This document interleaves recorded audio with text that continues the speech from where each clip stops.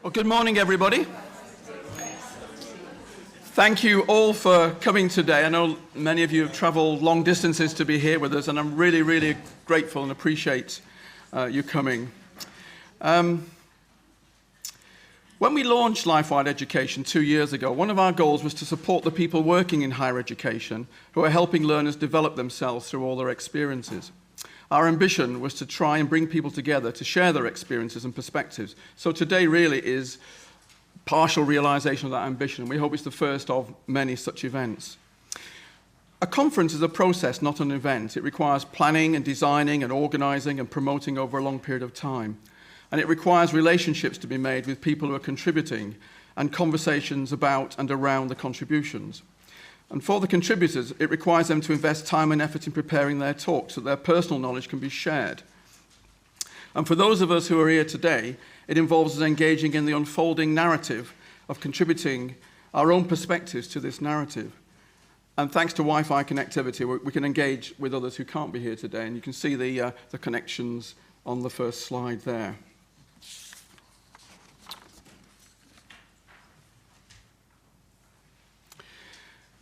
A conference requires new infrastructure to be built, and the most important infrastructure we've created through this process is our website.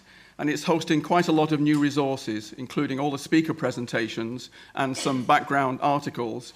And we've gone one step further in trying to create a learning process by inviting colleagues in higher education who are involved in Lifewide Education to contribute to an ebook.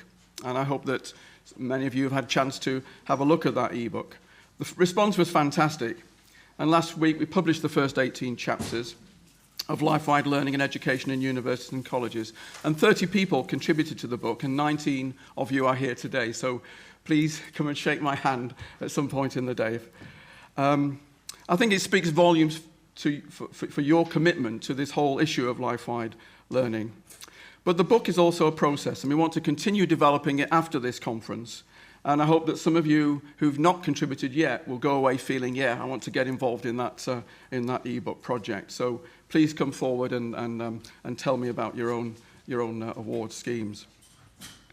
So a conference then is not so much, is more than an event, much more than an event. It's a tremendous collaborative, collegial, value-based effort that benefits not only the participants who are involved in the event, but many people who we will never know who will access these resources after the event.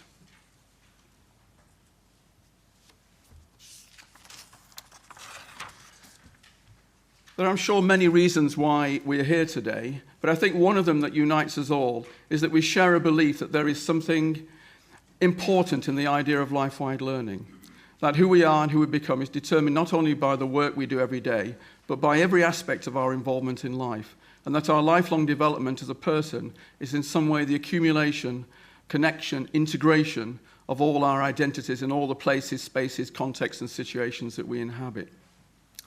Many of us who are involved in education might also be here because we believe that not only is there something important in the idea of Lifewide learning, we have a responsibility to act on the idea, to exert our influences on the things we can influence within our institutions or lives. It's not always easy. To promote awareness of the idea and to help our institutions to create opportunities that encourage, support, and recognize the learning, development, and achievement our learners gain through their broader life experiences beyond the academic curriculum. And today is very much a celebration of your achievements and your institution's achievements in encouraging, supporting, and recognizing your students' Lifewide learning. Those of you who've heard me speak will have seen this slide before because I use it in many presentations. People working and studying in higher education are confronted every day by essentially the same wicked challenge. And I've concluded that the fundamental challenge is a developmental one in nature. For teachers, it's associated with a question like, how do we prepare people for an ever more complex world? And I don't just mean the world preparing students for the first job when they leave university. I mean, how do we prepare them so that they can face the challenges and adapt to the challenges they're going to meet in very complex lives, their learning lives? From the student's perspective, the same challenge is expressed in the question, how do I prepare myself for the rest of my life? What sorts of things do I need to learn? What sorts of skills, qualities, dispositions, and characters and values do I need to build?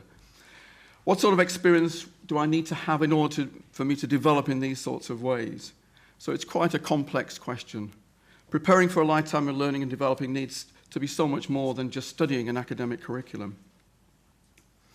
So those of you who have seen this picture before will know that it's part of my own learning narrative. We drew it on the wall of a centre, the Sceptre Centre at the University of Surrey in 2006, when we were beginning our work at Surrey. And it was really to try and embody for us some of the messiness of learning in the real world. And it, in a sense, became our vision. How do we enable our learners to learn and adapt to this very messy world? And that's sort of been our guiding light ever since. So our imagined solution to the challenge was to begin thinking about the place of life-wide learning in students' personal development. And through our own work at Sceptre, we concluded that the best way we can prepare ourselves for the rest of our lives is through the whole of our life experiences. In other words, our own constructed life-wide curriculum. We tried to establish a scheme to encourage and support and recognise life-wide learning, which unfortunately wasn't supported by the university at the time. But the experience did convince me, working with our students at Surrey, convinced me that this was the right way forward.